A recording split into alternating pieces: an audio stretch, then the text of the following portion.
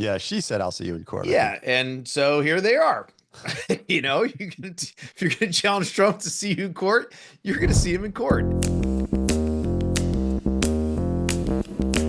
Welcome to Real Clear Politics on Sirius XM for Wednesday, April 16th. I'm Andrew Walworth, and I'm joined by RCP co-founder and president Tom Bevan and Washington Bureau Chief Carl Cannon. So, guys, Senator Chris Van Hollen of Maryland went to El Salvador today to push for the release of Abrego Garcia. He may be only the first of a number of Democrats who want to take the trip. Those include Cory Booker, Representatives Maxwell Frost, and Robert Garcia. So, Tom, let's talk about the politics of this first. Are the Democrats smart to lean into this kind of effort, or does it take attention away from the economy or other issues where they might be on stronger ground? Well, that's a good question. I mean, I think this is one of those issues that kind of cuts both ways. I mean, there is data that suggests that the public is not necessarily comfortable with this case in particular and the way the Trump administration has handled it. On the other hand, it's hopping on a plane to fly to El Salvador to try and basically plead for the rights of a Salvadoran national. He's not even an American citizen. Um, is not necessarily a political winner for Democrats either. So, but I do think certainly some Democrats and we talked about Cory Booker the other day and his marathon speech on the Senate floor, and he was uh, you know not first in line, maybe second in line behind Van Hollen in terms of wanting to get on a plane and get out of here. And that just shows for him, and I think for others, the Democrats want to show that they're taking action, that they're doing something, that they're not just sitting there talking, and this is the path that they've chosen to demonstrate that to their rank and file. Yeah. Carl, you see it that way? I mean, Van Hollen did frame this also. He's from Maryland, of course, and this guy's wife is a Maryland resident as well. So Well, he's got sort that's of what a I was reason to do it, right? that's what I was going to point out. That Tom says the guy's a Salvador national. That's true. He can't vote, but the wife can vote. She's a constituent, and I think he rushed to get the plane. I think he wanted to get there before Cory Booker, who was running for president, is my guess. But you know what? There's two aspects of it. First of all, let's talk about the politics. I'll briefly add something to what Tom said. There was a town hall meeting this week. Maryland freshman Democrat congresswoman was there, and she was asked by somebody, I think I think the milk toast was the word she used. You're not opposing Trump harshly enough. And that's what these Democrats are getting. We've seen these town hall meetings. CNN can't get enough of people objecting to Republicans, members of Congress at town hall meetings. Well, those are Democrats. They're going to raise hell.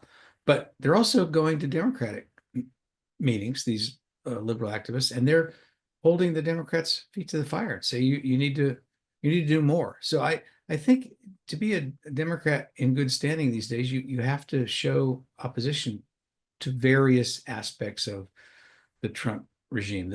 And this, if you're in from Maryland, this is the obvious one. There's a report out on X today, and I don't know if it's true or not, that the wife of Kilmar, Abrego Garcia, once filed a restraining order against him in a domestic case, and I don't know if that's true, but I mean, this thing's heating up. But there are these other cases. This isn't going to go away as an issue. There's a New York report I read from a Chilean journalist about a 19-year-old, a teenager from Venezuela, who was one of these 238 people sent to El Salvador, and he's apparently not a gang member, has no tattoos. He came to this country with his father. He's 19 years old. He's literally a teenager. And the father asked a question that we've been talking about, and I've been raising. This guy, why is he in prison in a country he's never been to and has never even visited? How is this guy? Where's the due process for this? Because and the Trump administration keeps it's just insisting it has this power and sort of thumbing its nose at judicial review. And I mean we're headed for some sort of confrontation here. Well, speaking of that, the other immigration news of the day is federal Judge Boasberg, who we talked about before. He said today, Wednesday, that there's probable cause to hold the Trump administration in criminal contempt for violating these orders from 2 weeks ago, Tom, when he told them to turn these planes around and fly them back to America. They were flying these deportees to Salvador at the time. Tom, what do you make of the escalation? And it looks to me like that's heading towards contempt, because I don't see the Trump administration returning those more than 200 deportees anytime soon. No, and I think the Supreme Court ruled on, the Trump administration's. We talked about this yesterday. They have to, they said they need to facilitate the return of this Maryland man. But in terms of the Trump administration's ability to use the Alien Enemies Act for deportation, that has been allowed and has continued. I do want to go back and make one more point about Cory Booker that I forgot, because there was a post on X earlier today by Ziyu Wang, who is I believe he's at Princeton University. And he said, I was a New Jersey resident, Senator Cory Booker's constituent. When I was jailed in Iran as an American hostage, Senator Booker never advocated for my release and refused to speak to my wife. Senator Booker is a hypocrite, end quote. And I think that is important context that's needed as you look at some of these politicians and what they're doing, right? This is all, Tom, other people have raised the issue, that they didn't mention the hostages who are in Gaza.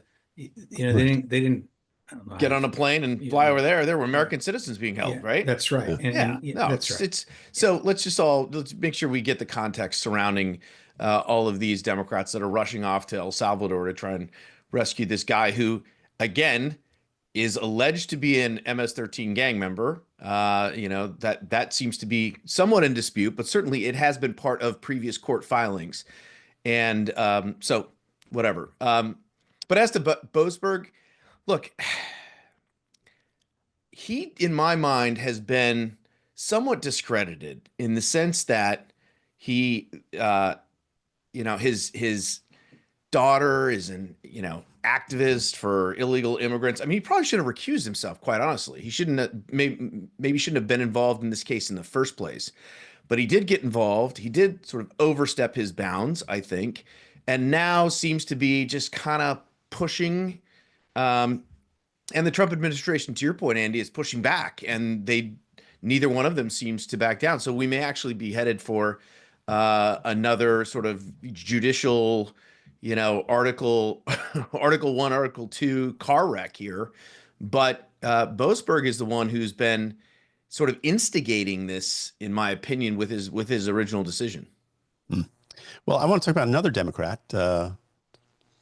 I don't know if you remember him. It was a guy named Joe Biden. Who? Right. Who?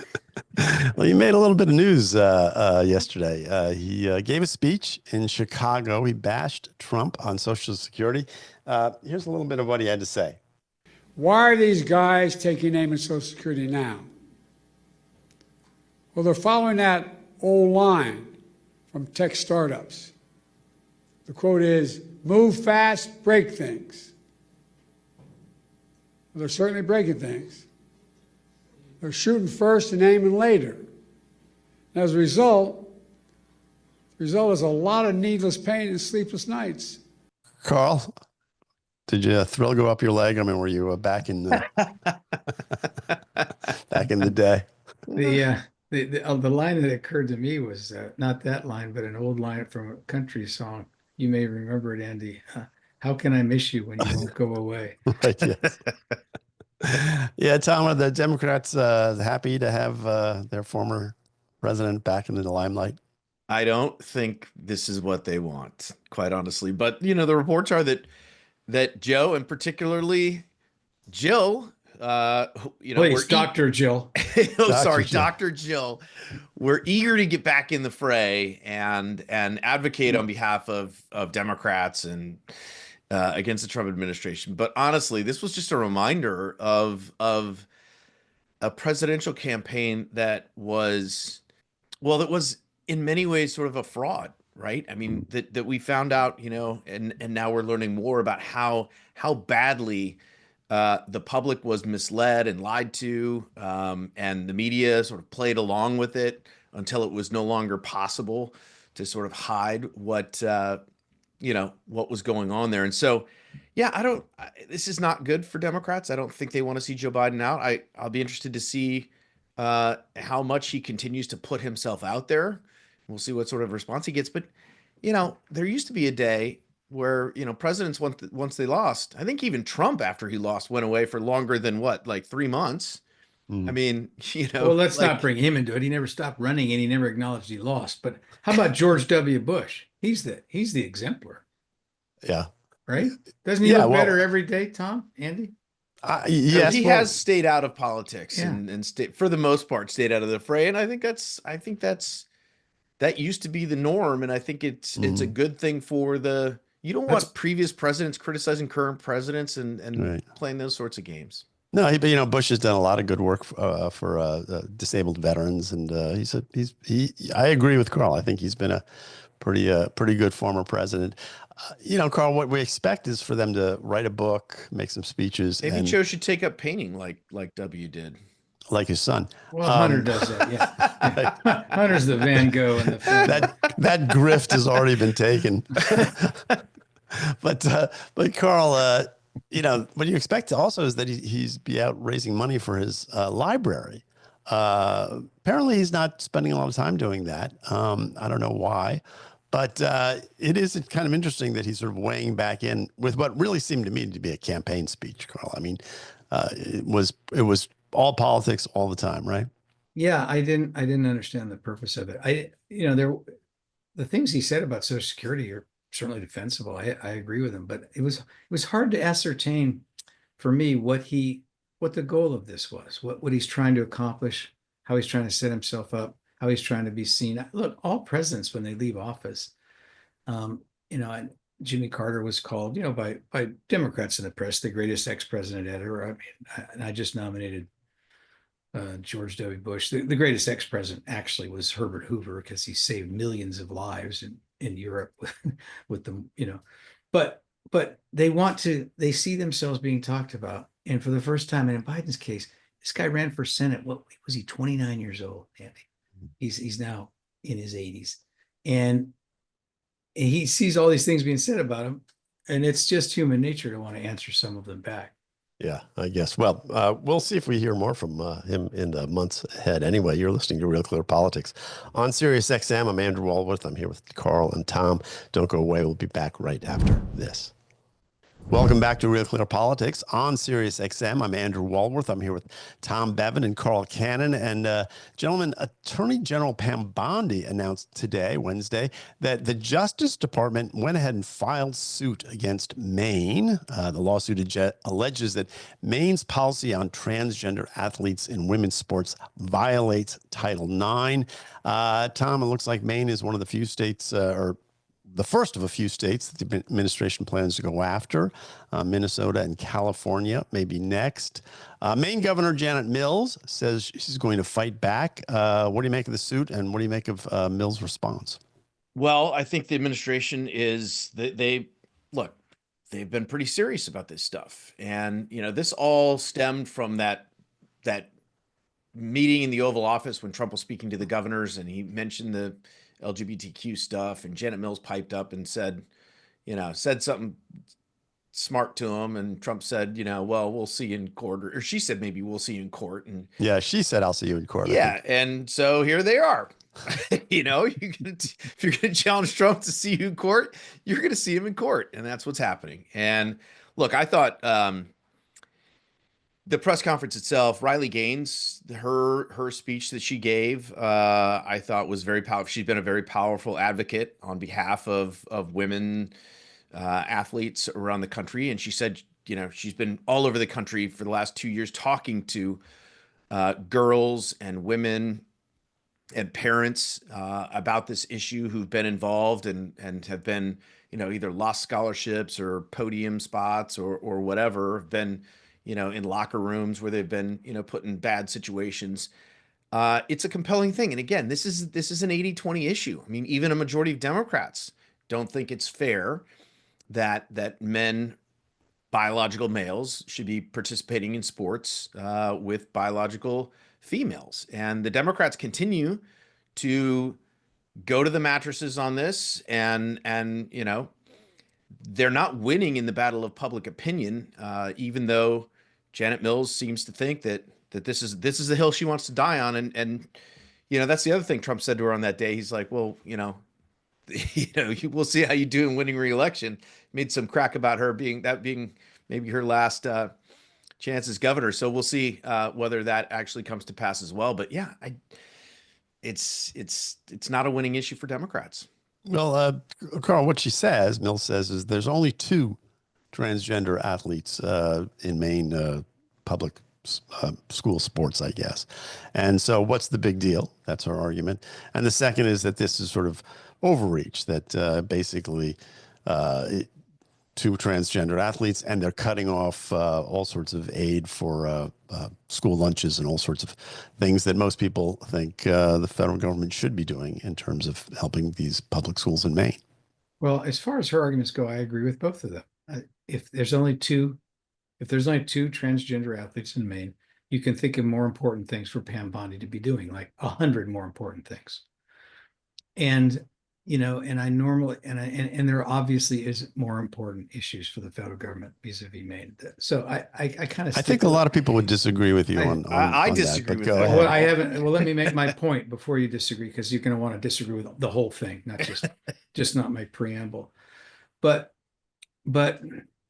normally I would say this is not a federal issue because I believe in federalism. But for 40 years, liberal Democrats have told us that Title IX have reminded us it's not just the law of the land, a federal law, but that it has done all these wondrous things for women in sports. It's why American women dominate in soccer internationally. It's why they win gold medals in basketball. It's changed the nature of the grammar school, middle school, high school, and college experience for women, girls and women in this country who like sports. And it's been a tremendous success. And they always touted it. Now you have people saying, like Riley Gaines, who said, okay, but wait a minute. This thing's eroding Title IX. It's eroding both the spirit of Title IX and the letter of the law. And we need to put a stop to it. This is not how this law was envisioned. It's being misused and misapplied by Democrats. And we're going to fight it. So the battle lines are drawn, and you kind of have to take sides here. So while I understand the governors of Maine's concerns, and I think some Republicans make too much of this issue for transparent partisan purposes. If you're talking about fairness in sports, if you care about girls' sports, you can't suddenly say, okay, but if a male just says he's a woman, he should be able to compete with women, because it's manifestly unfair for reasons I've written about in our pages of Real Clear Politics that we've talked about on this show. Men just outperform women in almost every sport, and that's really a fact of life. So you basically don't agree with the governor's position, but Tom, I'll give you a chance to respond before Carl goes in to another. Yeah, speech. I mean, look, the number's not important, right? It's you can't, and by that logic, it's like, well, when does it become a federal issue, or when does it become important? If it's 2, does it have to be? Is it 10? Is it 20? Is it 50? And who gets to decide when it becomes an issue? The point is, this has been allowed, and not just in Maine, but all over the country. And so the door is open, right? All right, but Tom, here's the question though, for me, because you talk about that it's an 80-20 issue. I think that's right. The most interesting part about this to me is, how did this become a litmus test for Democrats? You said she's willing to die on this hill. That's not quite the right way to think about it. This is a litmus test issue. It's like affirmative action. It's like abortion. It's become an issue that a viable Democrat kind of has to go with the 20%. How did that happen? And how did the Democrats unspool that? That's not true. I mean, your pal Gavin Newsom's walking it back, right? Wait, what's not true? What's not true that what I said? That all Democrats are for it. Gavin Newsom has walked back on. Yeah, Gavin Newsom walked back his support of this. He said it wasn't fair, but no law in California has been changed. Well, we'll see what happens when he runs for president. But I think that Democrats are going to have to come to some sort of understanding about this, because there are folks on the left wing of the party who do see this as a litmus test and say you absolutely have to be in favor of this, or you're a transphobe and a bigot and all that stuff. But if Democrats want to win, I think, and win over the center and sort of the, the rational center, they're going to have to recognize and say, look, you know, I'm all for trans rights, but in this instance, when you're talking about this particular issue, it's unfair. It's unfair to women, and we need to be in a position to protect women and men and transgender people, because if they don't do that, and they do let it end up being a litmus test for national office, they're in big trouble. Yeah, and Carl, to one other point, and then I want to move on. But the reason this is a federal issue is because of Title IX, and you can take issue with whether there should Andy, be. that's what I said. Title IX. That's exactly what I said. Okay, all right, good. Well, then we're in agreement. Let's talk about New York Attorney General Letisha James, who's in the news as well. She was hit with this federal criminal referral for alleged mortgage fraud. This happened yesterday, Tuesday. Came from the Federal Housing Agency director. Tom, she's accused of falsifying records when applying for home loans. We remember she declared no one is above the law when she was targeting Donald Trump over his real estate properties. A little bit of rough justice here, I guess, but is this just more lawfare, or is she in real trouble, or both, I guess? I don't know. I think she could be in real trouble. I mean, you're right. This is one of those instances of karma. We had Jonathan Turley wrote a piece for the New York Post. We ran it on the front page of RealClearPolitics, and he said in that article, indeed, the greatest danger is that the Letisha James standard could be applied to Letisha James in guaranteeing that no one is above the law, right? And he said, for an attorney general who just prosecuted Trump for everything short of ripping a label off a mattress, the details in the referrals are particularly damning. So, and I have great respect for Jonathan Turley, and he knows the law a lot better than I do. So I think she could be in danger. I mean, this is if in fact these allegations are true, because we're talking about a house in Virginia. So we're talking about, they're talking about wire fraud and bank fraud and all sorts of things that she could be charged with. And so I don't think this should be something that she or any of the Democrats take lightly. Yeah. So, Carl, the specifics, as far as I understand them, are that she applied for a mortgage in Virginia and said it was her principal residence, which gets you a slightly lower interest rate on your mortgage, when in fact she has to be a resident of New York in order to serve as Attorney General. And then she also listed her father as her husband on some form or something. So those are the allegations. The latter sounds like a clerical error to me, like you entered something on the wrong line of a form. Right. And look, I would have to see this evidence. She'd have to go to trial. But we've seen a case like this recently. A prosecutor in Maryland, Marilyn Mosby, who was convicted of the exact same charge that this is, and she was spared prison, but she was given, I think, 12 months of home confinement. The state is going after her law license. It derailed her career, a very promising career. It's considered in recent times a fairly serious charge. It's, to me, not a serious charge, and it should be dealt with civilly, but I'm not a big incarceration fan. But the irony here is this is exactly what she accused Trump of doing. If inflating the value of his property, a slightly different set of facts, but for the same end, to get a slightly lower interest rate, inflating the value of his property. It's a victimless crime. There literally is no victim. The banks in Trump's case, well, he paid all the money back. I don't know that she's in arrears on her mortgages. I assume she is not. So you say, well, why is it even a crime at all? Because there's significantly higher foreclosures on properties that are second homes or third homes, investment properties, than your primary home. So it's the bank's way of trying to make sure that people pay their mortgages. It's common sense law. Probably shouldn't be dealt with as a criminal case, but Letisha James sure dealt with it. She tried to take all of Trump's money. She tried to bar him and his kids and bar him from doing business in New York. She went after him, and by any reasonable, ethical, legal standard, she should have recused herself from the case. She ran a campaign attacking Trump and saying she would go after him. The whole thing shows a kind of moral blindness, ethical obtuseness that we've come to expect, but we shouldn't expect. And I gotta hope this isn't true, but it sounds like it might be true. And And if it is, I mean, they're just going to be chortling in the White House over this for years. Yes. Well, as my daughters remind me all the time, karma is a bitch. So we'll see what happens anyway. You're listening to Real Clear Politics on Sirius XM. I'm Andrew Walworth. I'm here with Carl and Tom. Don't go away. When we come back, Tom's going to talk to Phil Wegmann. Welcome back to Real Clear Politics on Sirius XM. I'm Tom Bevan, co-founder and president of RCP, joined now by Phil Wegmann. He is our White House reporter. Mr. Wegmann, how are you? Not so bad. Always good to have you. Okay, well, you're here today to discuss an exclusive that you had from the Trump White House, which ran at the top of Real Clear Politics this very morning. So if our listeners did not visit the site today, I urge them to go check it out.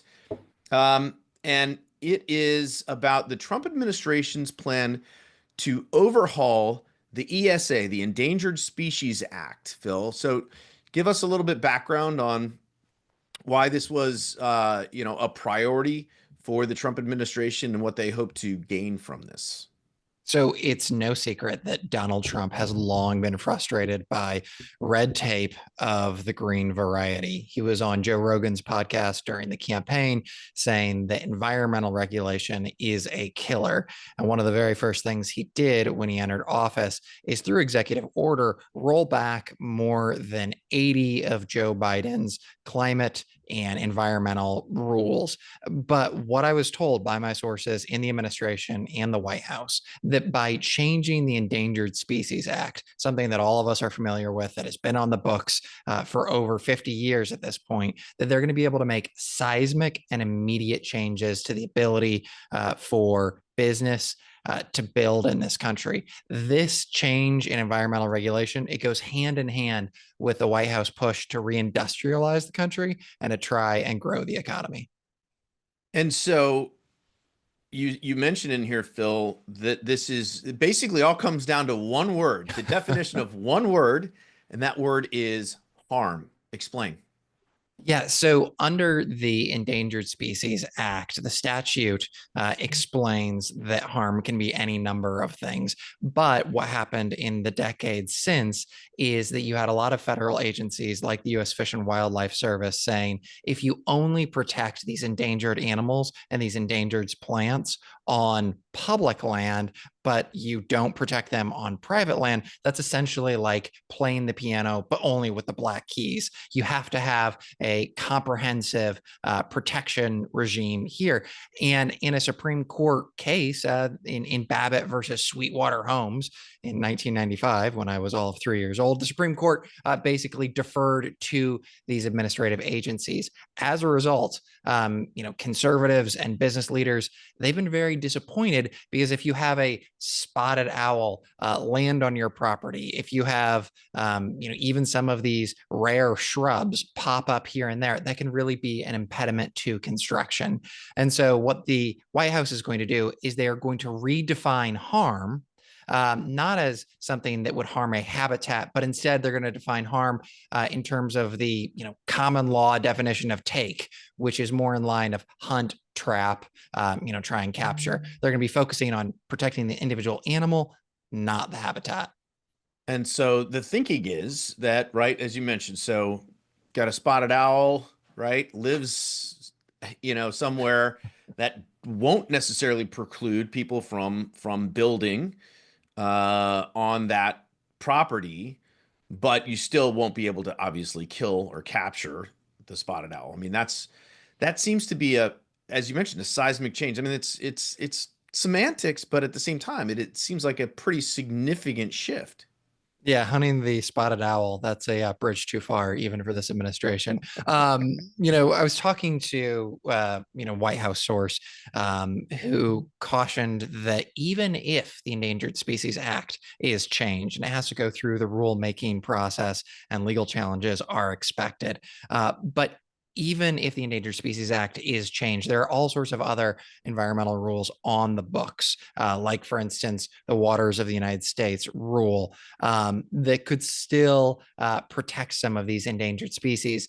But the White House wasn't pointing to those as examples of further protections. The White House is pointing to those as on their to-do list. They want to rescind those rules as well. And this is, I think, probably the most significant of his environmental changes to date.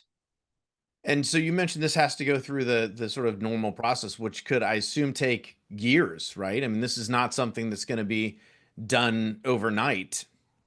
Yeah, industry is certainly very excited about the deregulation. It gives them the ability to begin to plan. The expectation is that these agencies are going to throttle off some of their enforcement. But, the White House and Republicans were very strategic about when they did this. Obviously, Donald Trump is in charge. He has had a long-standing feud with the Delta smelt, that fish out in California that he complains Gavin Newsom is protecting too much, and has, risked wildfires out there. But it's not just that the administration is in place. Instead, if you look at that 1995 ruling by the Supreme Court, where they relied on the U.S. Fish and Wildlife Service's definition of harm, they did that because of a doctrine known as Chevron deference, meaning that if Congress hasn't explicitly stated, their answer to a question, then the court defers to those federal agencies. At the time, Justice Antonin Scalia said that this basically, allows any private property to be turned over to the federal government for zoological use. And conservatives, they are angry because they see these environmental protections as being sort of a weapon against industry. They point to all sorts of moments where a endangered species isn't actually endangered. Instead, it's just a useful cudgel for environmental groups to stop construction somewhere. But the significance here is now Chevron deference is no more. Now you have a very sympathetic Supreme Court with conservative stacked there as a result of the first Trump administration. And basically, Trump feels that he has a free hand to move quickly and to change this longstanding policy. Well, that was my last question, Phil. We got, a couple minutes left, but one of the things about this that your article sort of showcases is the fact that, obviously a lot going on with tariffs right now and 130 countries negotiating. Japan's in, in line to do some negotiations. You've got all this stuff going on with Trump and deportations and, all this stuff. But still, it seems like the administration is moving forward rapidly on many fronts across many agencies to do things like this reworking of this EPA rule. I mean, is that an accurate reading? I mean, it's still going 100 miles an hour, and what else is coming down the pike, or when does this stuff slow down? So the rulemaking process isn't something that you can just do ad hoc. You have to get a lot of lawyers in a room and do this very carefully. What this, I think, reflects is that this administration had a plan and that they've been working on this thing from day one, as well as dozens of other policies. I think that a lot of folks in the media and Democrats as well, to a certain extent, fall into this trap where they look at the chaos of Donald Trump in one or two areas, and then they miss the other things that he is doing quietly. I think I can, say with some confidence that my sources over at OIRA and elsewhere, they're more than happy to just put their heads down and keep working. And they don't see this as separate from the larger project, right? Yes, they see this as sort of righting a wrong where environmental groups previously stopped the construction of a dam in Tennessee over, a snail darter fish, right? But more than that, they see this as a confluence of many things. Donald Trump wants to, make the economy boom so he can win his trade war. Well, clearing the regulatory decks goes hand in hand with his promise that any country, any investor who wants to come here and put more than $1 billion in, they're going to have their environmental permits hurried up. And so they see this as part of, the same process. It's, I think I've mentioned this before, but maybe not for those who might have missed it, talking to folks who worked in the first Trump administration and just sort of demonstrating how Trump really has sort of broken the system. Because it used to be that, if an administration was going to make a change like this, they'd have to, they'd have multiple internal meetings. And then before they rolled it out, they'd have to brief everybody, and then they'd book people to go out and talk on the Sunday shows or wherever. And, sometimes that would be like a trial balloon to see how it goes. And if it didn't go well, they'd sort of pull it back. They don't like Trump's folks don't do any of that anymore. They just do stuff. They just put the stuff out. They're not really briefing anyone. They're not really and the people who work inside the administration, the ones that I talk to at least, they love that because they were free to sort of, work at their own pace and not have to worry about all the internal bureaucratic nonsense that used to go on and typically does go on in administration. So it sounds like that's still the case in Trump 2.0, maybe even more so, Phil. Yeah, and I had been pushing my sources for some time. I knew that there was going to be deregulation on the environmental front. I didn't expect it to be this vast. But to your point, there was no massive background call. No one's going on the Sunday shows. There's no, not even a tweet floating this. Instead, I think what we see is these guys have already laid their plans so that when they got into the administration, it was just a question of execution. And, they're happy to work behind the scenes and change things because, they have an audience, not just of the president himself, but they also have an audience of folks in the business community and elsewhere. And they don't feel that they need to justify themselves in the press here. Instead, I think that the byword of this administration is just getting things done. Yeah. All right. We're going to leave it there. Phil Wegmann, White House reporter for Real Clear Politics. Phil, good story. And thanks for coming on. Thanks, sir. All right. We're going to take another quick break. You're listening to Real Clear Politics on SiriusXM. Stick around. We'll be right back. Welcome back to Real Clear Politics on SiriusXM. I'm Andrew Walworth, and my next guest is James Freeman. He is assistant editor at the Wall Street Journal's editorial page, and he's the author of the Best of the Web column. So, James, welcome back to the program. Thanks, Andrew. Great to be here. So you had an opinion piece in the Journal with the headline, Bidenomics, just give it more time. And you write about what has been called the abundance agenda, a little bit about the future of the Democratic Party as well. So let's begin with that. What is the abundance agenda? I'm assuming you're for abundance, aren't you? Yeah, unfortunately, I think this so-called abundance agenda on the left is not as interesting as we might have hoped. So after the last election, there's been some discussion on the Democratic side about perhaps moving more to the center on cultural as well as economic issues. You even had the New York Times, of all places, in an editorial urging Democrats to consider that they probably went too far left on social issues. And also suggesting that they ought to have the economic decisions or discussions, including centrists as well as people on the left. So it seemed to be a kind of hopeful turn toward moderation. And unfortunately, though, one of the abundance advocates, in fact, he's the co-author of a book called Abundance, Ezra Klein, had a piece this week that suggests that it's not what you would think, because the atmospherics kind of give you sort of free market vibes. The idea is that government has put up too many roadblocks to progress, to creating infrastructure. There's too much permitting, too much red tape.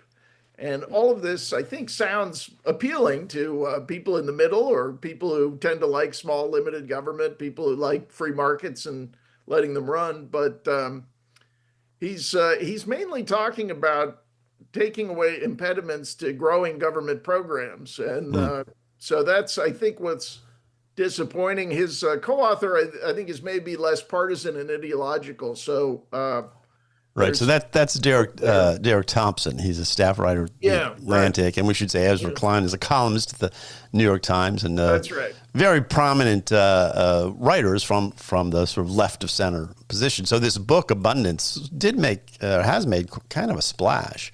Yeah. And you're right. I mean, it does seem, at least on the surface, what they're talking about is cutting red tape, getting rid of deregulation. Having some deregulation.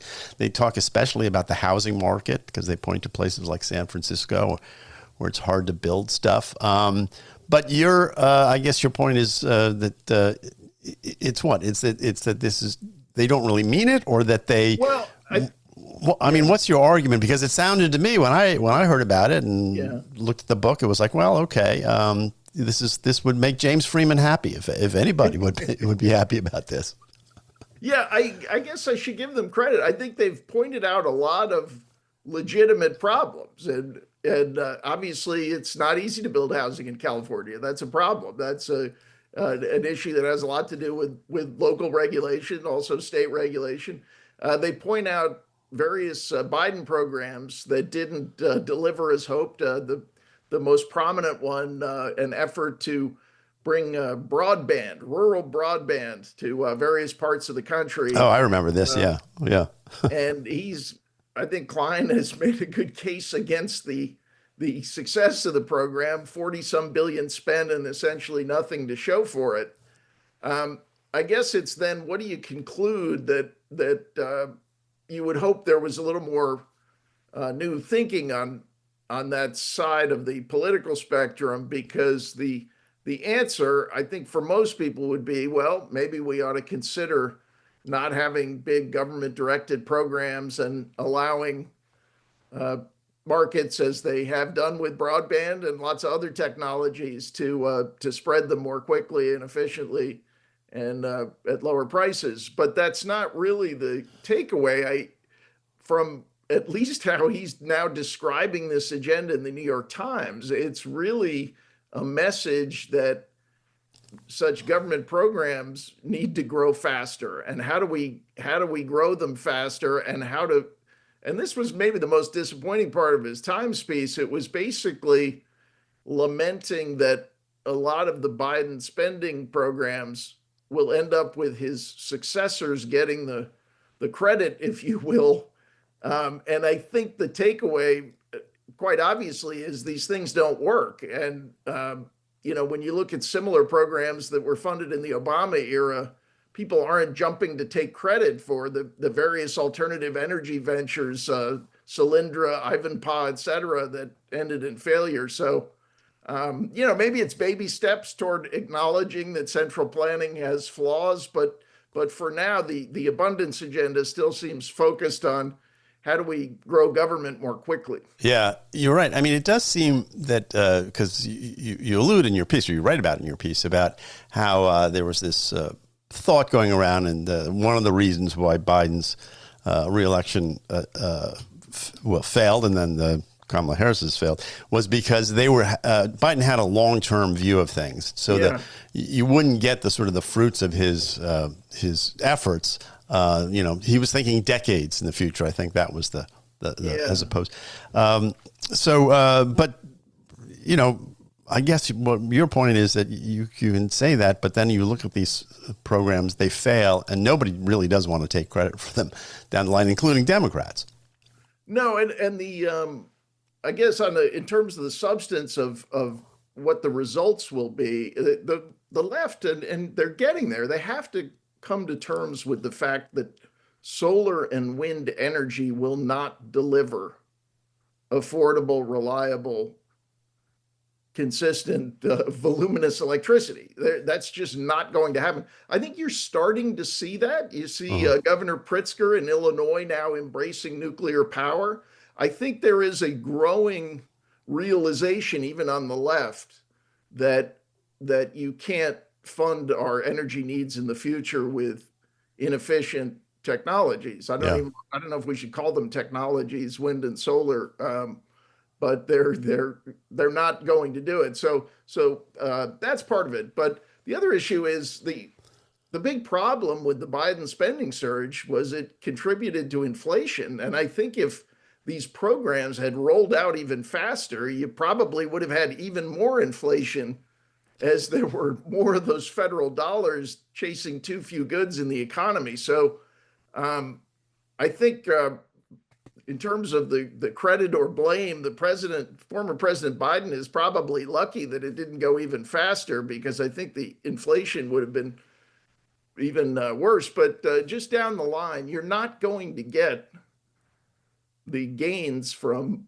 government-directed investment that you get from private decision making by millions of individuals who know more than people in Washington bureaucracies. Yeah, Barry Weiss had an interesting line about this, and she posed it for Democrats. It was, how do we build a government that is less like the DMV and more like the Apple Store? And it does seem to me that's always sort of what the Democrats are trying to do. They're trying to say, well, we can build a more efficient government. We can do things better. We can streamline. We can use tech. It's always something. But at the bottom line, it's always is about sort of this ratchet to sort of make the government one step bigger, get it one more step involved in people's lives, because fundamentally, Democrats sort of believe, and liberals have believed for years, that they know better, that there's sort of a bureaucratic elite that knows better how to run things than the market itself. And as long as that's sort of the fundamental belief that underrides all this, I don't know how they get to the point where James Freeman would be happy with them. Well, I'd like to think I set a high bar for everyone. I want to be a tough grader, but this is the point. Without the beauty of market incentives, willing voluntary transactions by people who have something at stake and understand what it is that they want and what the customer wants.